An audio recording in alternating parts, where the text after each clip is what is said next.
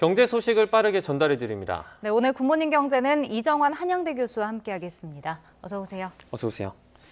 네, 미국 연준이 지난달 연방공개시장위원회 의사록을 공개를 했습니다.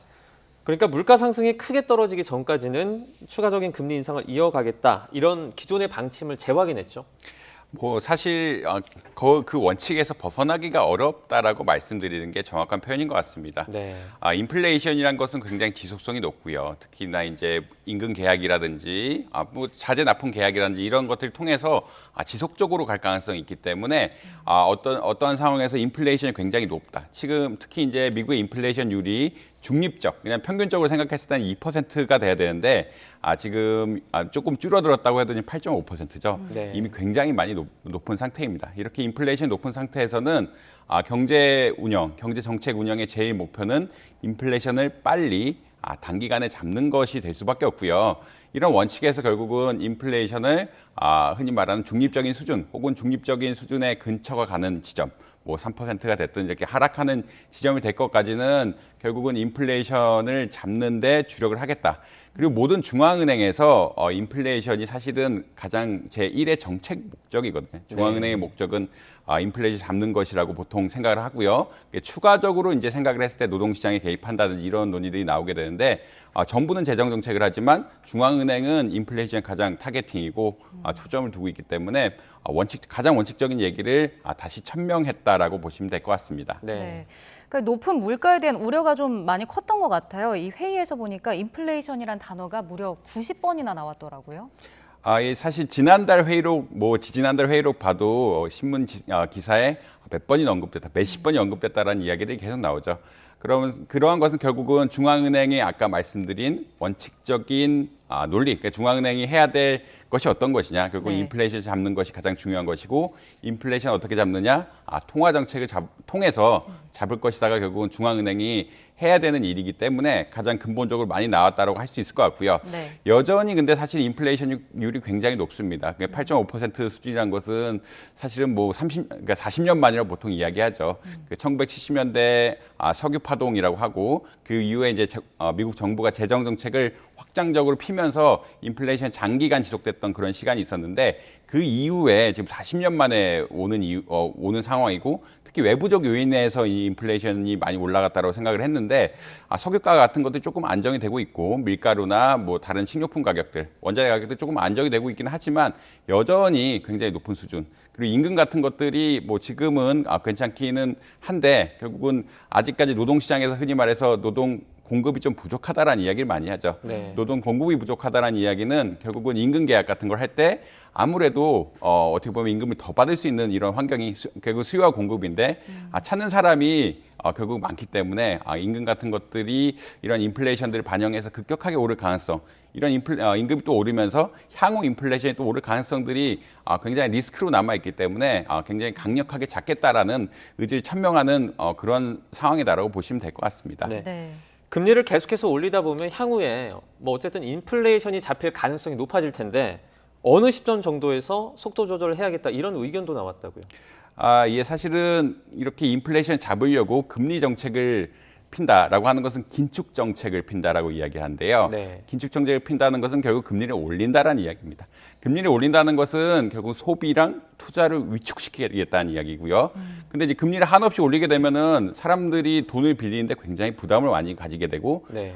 개인들도 문제지만 기업들은 굉장히 금리에 민감하게 반응해서 투자 의사결정을 합니다. 금리가 조금 오르면 투자를 줄이고 특히 이제 기업들은 프로젝트를 하는 기본적으로 프로젝트 단위로 생각하기 때문에 올해 안 하면 내년에 하면 되고 내후년에 하면 되는 이런 전반적으로 미룰 수 있는 기회들이 있어서 네. 금리가 오르게 되면은 투자를 미루게 되고 투자를 미루게 되면은 아무래도 또 경기가 또 안 살아나게 되는 이런 상황들이 발생을 하게 됩니다. 그래서 금리를 계속 올리게 된다 보면은 결국 소비가 많이 위축되고 그 소비가 줄어들 것을 예측한 투자가 또 위축이 되고요.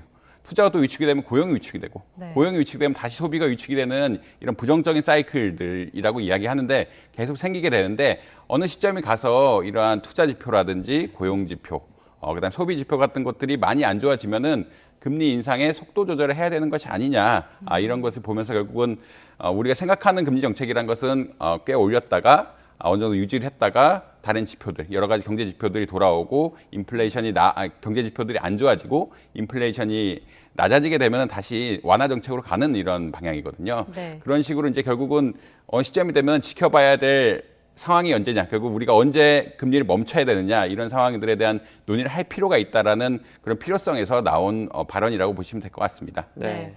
자, 그런가 하면 미국의 지난달 소매 판매 지수도 좀 발표가 됐는데 주유소와 백화점 등에서 소비가 감소했는데 그 온라인 판매, 저렴한 곳에서는 또 크게 늘었더라고요.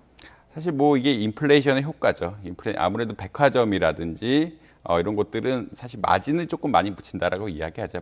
많이 붙이는데 대신에 소비자들이 가서 고를 수 있는 편의성이 굉장히 좋지 않습니까? 네. 근데 이제 온라인 상품이란 것은 가격 대비는 가격 경쟁력에서 굉장히 좋지만 우리가 실제 물건을 받아본다든지 이런 여러 가지 시간의 문제 그리고 이제 품질을 확인할 수 없는 이런 문제들이 있어서 일종의 대체 관계라고 이야기가 할 수가 있는데 네. 아무래도 가격이 상승하게 되면은 백화점은 또 인건비도 지불해야 되고 이에 따라서 마진도 어느 정도 유지해야 되기 때문에 가격 경쟁력이 온라인 상품에 비해서는 떨어질 수밖에 없습니다.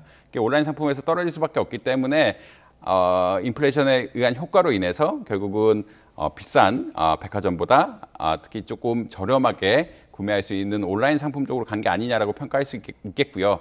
그다음에 이제 아무래도 경기 불황 우려가 조금 있다 보니까 조금 더 싼 물건, 흔히 말해서 가성비가 좋은 물건들을 살 인센티브가 좀 커졌다. 뭐 주유소 역시 마찬가지인데 결국 경기가 조금 흔히 말하는 침체라고까지 보기는 어렵지만 경기 성장 속도가 둔화되는 이런 양상을 보이고 있고 네. 가격 자체가 아무래도 많이 올라와 있기 때문에 좀 소비를 줄일 수밖에 없는 그런 여건이다라고 보시면 될 것 같습니다. 네. 영국 같은 경우에도 소비자 물가 상승률이 상당히 높다는 기사가 나왔어요.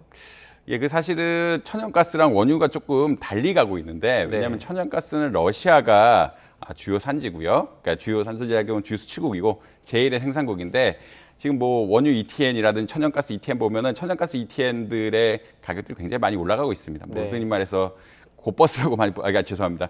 레버리지라고 많이 이야기하는데 뭐 2배 올라가는 것들 이런 것들에 대한 수익률이 엊그제 굉장히 많이 높게 나와가지고 신문 기사를 덮었는데 네. 결국은 천연가스란 것은 러시아가 주 공급원이고요. 이런 러시아 아무래도 영국 혹은 유럽 국가들은 이런 러시아를 통한 천연가스 수입이 굉장히 중요하기 때문에 이 천연가스 가격에 따라서 물가 상승률이 굉장히 많이 올라갈 수 있다.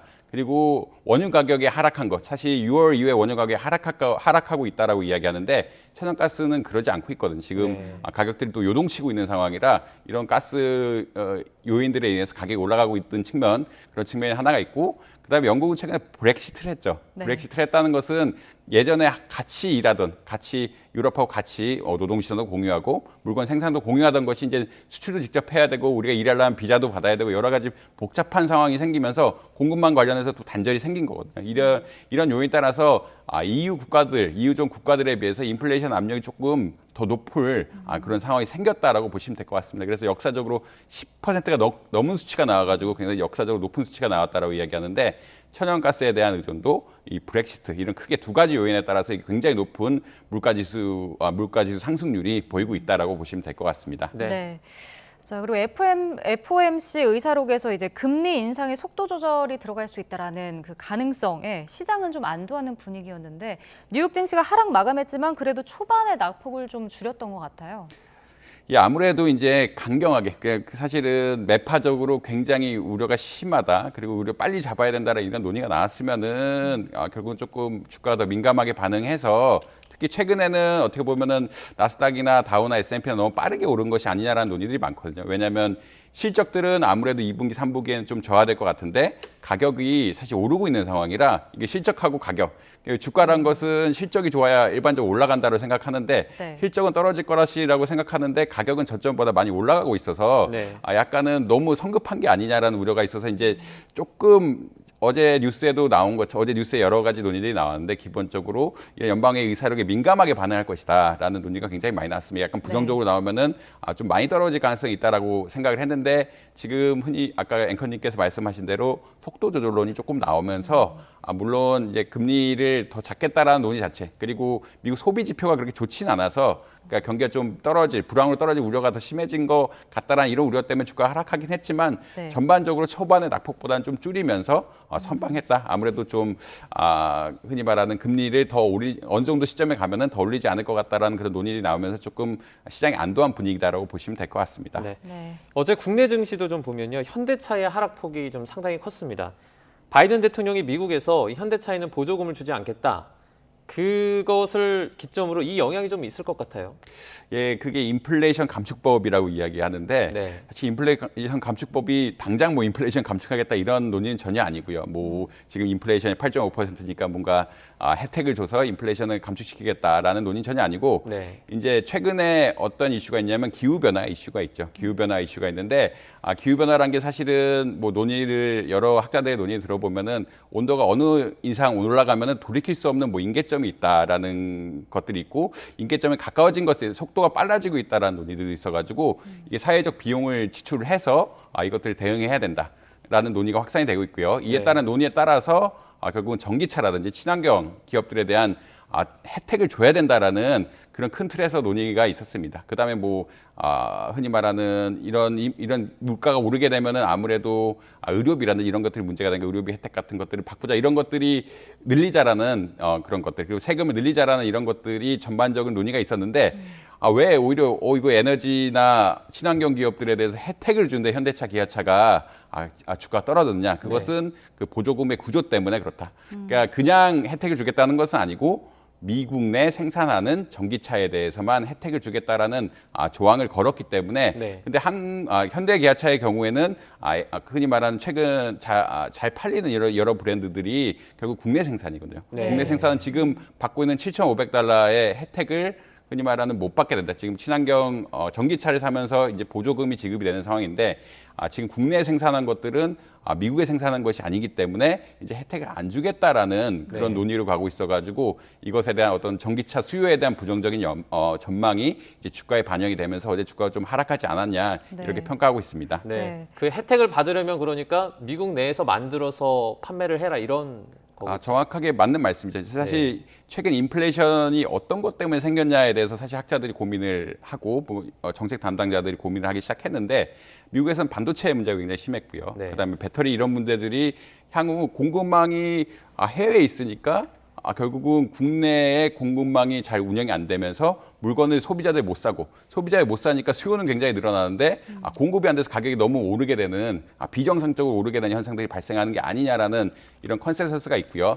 이에 따라서 반도체라든지 배터리 친환경 이런 기업들을 흔히 말하는 온쇼어링이라고 이야기합니다. 다시 국내로 끌어들여서 뭔가 위기 상황이 와도 국내 공급망 내에서 다 해결을 해서 공급과 수요를 적절하게 맞춰서 인플레이션 압력을 줄여야 된다는 이런 논의들이 나오게 됐고요. 그래서 그러한 큰 맥락 하에서 배터리도 비슷한 얘기인데 배터리도 중국산 부품이 50% 이상이면은 이제 혜택을 안 주겠다. 네. 뭐 전기차도 외국에서 만들면은 혜택을 안 주겠다는 논의가 나오는 것이 결국은 인플레이션 감축 법안이라는 게 미국의 인플레이션 감축 법안이고 미국을 봤을 때 인플레이션 감축을 하려면 공급망들을 일부 국내 이전을 해서 특히나 이제 경제 안보에 중요한 배터리, 전기차 이런 자원들은 국내로 일부 이전을 해서 거기서 생산해야 된다. 거기에 인센티브를 주고 그렇지 않은 것에 대해서는 인센티브를 없애는 이런 제도를 만들었다라고 보시면 될 것 같습니다. 네. 뭐 사실 근데 국내 기업은 지금 해외 판매를 늘리려고 하는 입장이기 때문에 좀 악재로 작용을 할 것 같은데 뭐 이 기업들이 어떻게 좀 대책을 마련하고 해결을 해야 될까요?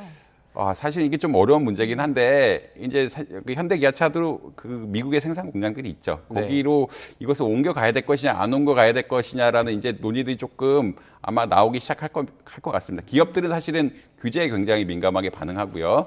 갑자기 이렇게 가격이 그러니까 $7,500, 750만 원 이상씩 갑자기 올라가는 특히 이제 현대 기아차의 지금 장점은 굉장히 디자인이 좋고 가성비, 흔히 말하는 가격 대비 성능이 좋은 전기차를 굉장히 양산할 수 있다라는 그런 컨셉으로 가고 있는데 흔히 말해 $7,500의 보조금이 갑자기 줄어들게 되면 아무래도 매출 타격이 있을 수밖에 없고 흔히 말해서 이제 매출 타격을 안 입히려면 할인 정책들이 피면서 영업이익을 줄일 수밖에 없는데 네. 이런 것들을 장기적으로 아마 유지하지는 않을 거고요. 전반적으로 가면은 이제 아틀란타에 공장들이 있는데 공장으로 다시 가야 되지 않나라는 논의들이 아마 발생하지 않을까. 전기차 생산도 미국 거는 미국에서 하는 이런 방향으로 아마 선회하지 않을까라고. 기업들이 정책이라는 것은 결국 규제에 민감하게 반응할 수밖에 없고 영업이익이 하락하는데 가만히 손 놓고 있으면 사실 주주들이 가만히 안 있는 상태이기 때문에 네. 그런 식의 변화를 취하지 않을까라고 생각하고 있습니다. 네, 부동산도 좀 둘러보도록 하겠습니다. 은행의 주택담보대출 변동금리가 지난달 초에 6%로 올랐다가요. 은행들의 금리 인하 조치로 5%대로 떨어졌었습니다. 그런데 다시 6%를 넘어갔어요. 예, 이게 은행 금리 정책 어떻게 결정될지 조금 아시면 좋은데 네. 흔히 말하는 기준이 기준금리가 좀 여러 군데 쓰이긴 하지만 기준이 되는 금리, 베이스 금리라고 이야기하는데 코픽스 금리란가 합니다. 코픽스 금리란 거는 은행이 단기적으로 예금 적금 등을 할 때 조달 비용이라고 얘기해요. 예금 적금하면 은행이 이자를 줘야 되는데 그리고 단기채를 발행하면 이자를 줘야 되는데 단기적으로 자본 조달할 때 얼마나 비용이 드느냐.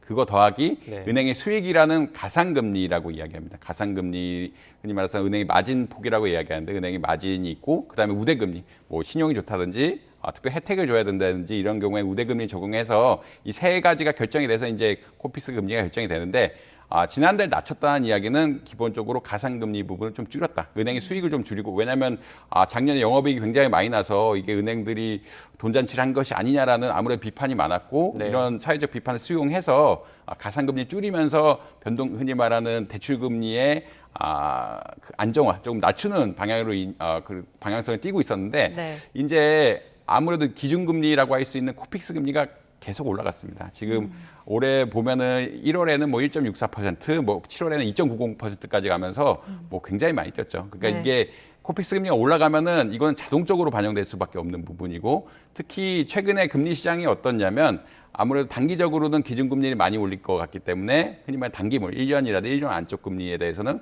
굉장히 금리가 많이 올라가고 있고 장기물들은 아무래도 기준금리가 올라가다 떨어질 거라고 생각하기 때문에 네. 오히려 안 올라가고 있는 상황이기 때문에 변동금리의 기준이 되는 단기금리 관련해서 굉장히 많이 올라가고 있는 상황이고 이게 주택담보대출 그리고 여러 가지 변동금리 대출에 영향을 크게 주고 있는 상황이다라고 보시면 될 것 같습니다. 네. 네. 지금 한국은행이 기준금리를 또 인상할 가능성이 큰 상황이잖아요. 그럼 대출자들은 이자 부담 때문에 그 고민이 더 깊어질 것 같은데요. 사실 이거를 이미 본인들이 계약을 했기 때문에 피할 수가 없는 내용이긴 한데요. 네. 사실 작년만 해도 이게 그렇게까지 빨리 금리를 올릴 것이다. 사실 연방준비위원회에서도 그렇게 예측을 못해서 사실 어떻게 보면 이 혼란이 났다라고 생각할 수가 있는데 네. 기준금리 이렇게 빠르지 오를 거라 생각하지 못했습니다. 사실 못한 상황이었고 아무래도 그때는 금리가 낮은 상태에서 대출받는 것들. 특히 보통 일반적으로는 변동금리 대출하는 게 유리하다라고 많이 생각을 하거든요. 기준금리를 그렇게 단기간 내에 많이 올릴 가능성은 많지 않기 때문에 일반적으로는 변동금리에 대한 혜택이 많아서 변동금리 선택하신 분들이 많은데 네. 사실은 1억 원을 빌려서 1%를 올리면 연간 100만 원을 내야 되고요. 3억 원을 빌렸으면 300만 원을 내야 되는데 연간 300만 원이면 월급 한 달치죠. 월급 네. 한 달치가 그냥 날아가는 그러니까 그거는 세금 특히나 이제 이자는 세금 혜택 같은 것들이 없어서 우리가 소득 다 내고 소득에 대한 세금 다 내고 그다음에 갚는 거기 때문에 네. 굉장히 비용 부담이 심합니다. 근데 이렇게 지금 집값이 너무 오른 상태에서 집을 사기 위해서 변동금리 대출로 빌린 분들이 많은데 지금 3억 정도 빌렸다라고 하면은 1% 지금 기준금리 흔히 말하는 코픽스 금리만 봐도 이미 1.25% 네. 이상 오른 상태이기 때문에 한 달에 300만 원 월급 한 달치가 사라진 상황이라 지금 특히나 이제 부동산 경기도 고금리 때문에 좀 안 좋아지고 있는 상황에서 이자 비용 부담까지 많이 느끼게 돼서 흔히 서민 중산층이 굉장히 어려움을 겪고 있는 상황이다라고 보시면 될 것 같습니다. 네. 네. 자, 이달 들어서 우크라이나 곡물의 수출이 재개가 됐고요. 전 세계적으로 어떤 그 작황도 정말 좋습니다. 그래서 국제 곡물 가격은 지금 하락세라고 합니다. 그런데도 3분기 곡물 수입 가격이 더 오를 거다 이런 전망이 나왔어요. 이유가 뭡니까?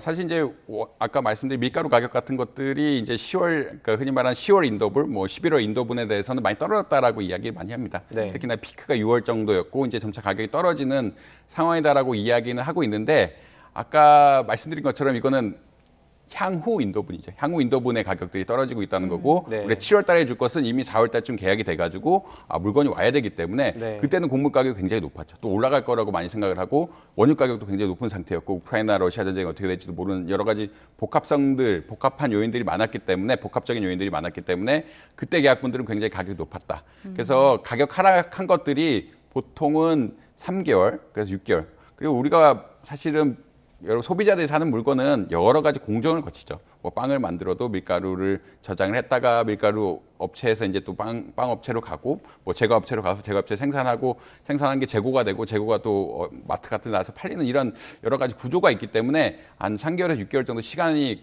걸린다라고 보시면 될 것 같고요. 네. 그러니까 사실 6월 달부터 좀 낮아진 효과는 올해 말이나 사실 내년 초나 돼야 이제 실제 식료품 가격에 반영될 것이 아니냐. 그러니까 흔히 말하는 그냥 밀가루 가격 말고 우리가 흔히 말하는 공산품이라고 얘기하죠. 그 만들어진 식료품 가격들에는 조금 시차가 걸리면서 반응할 수밖에 없다라고 보시면 될 것 같습니다. 네. 그럼 당장 하반기에는 뭐 라면이나 이런 과자 같은 식품 업체들이 좀 가격을 올릴 가능성도 있겠네요. 이런 식품 제조업들이 약간 특징이 있습니다. 식품 제조업의 특징이란 것은 원가에 있어서 어떻게 보면은 이런 왜냐면 밀가루라든지 이런 가격들, 원자재 가격이 비율이 굉장히 높다라고 이야기하거든요. 50%에서 뭐 70%, 80%까지 된다라고 이야기하고 있는데, 네. 이렇게 원자재 가격들이 밀가루 가격이라든지 곡물 가격들이 굉장히 상승하게 되면은 이런 원가가 너무 많이 올라갈 수밖에 없는 상황입니다. 그래서 기업들이 흔히 말해 손해를 보고 팔 수는 없는 상황이기 때문에 네. 물론 수요를 예측해서 결정을 하긴 하겠지만 원가를 적절하게 조절을 하면서 가격을 올릴 수밖에 없는 상황은 맞다라고 보시면 될 것 같습니다. 네. 네. 알겠습니다. 오늘은 여기까지 듣겠습니다. 한양대학교 이정환 교수와 함께했습니다. 고맙습니다. 고맙습니다.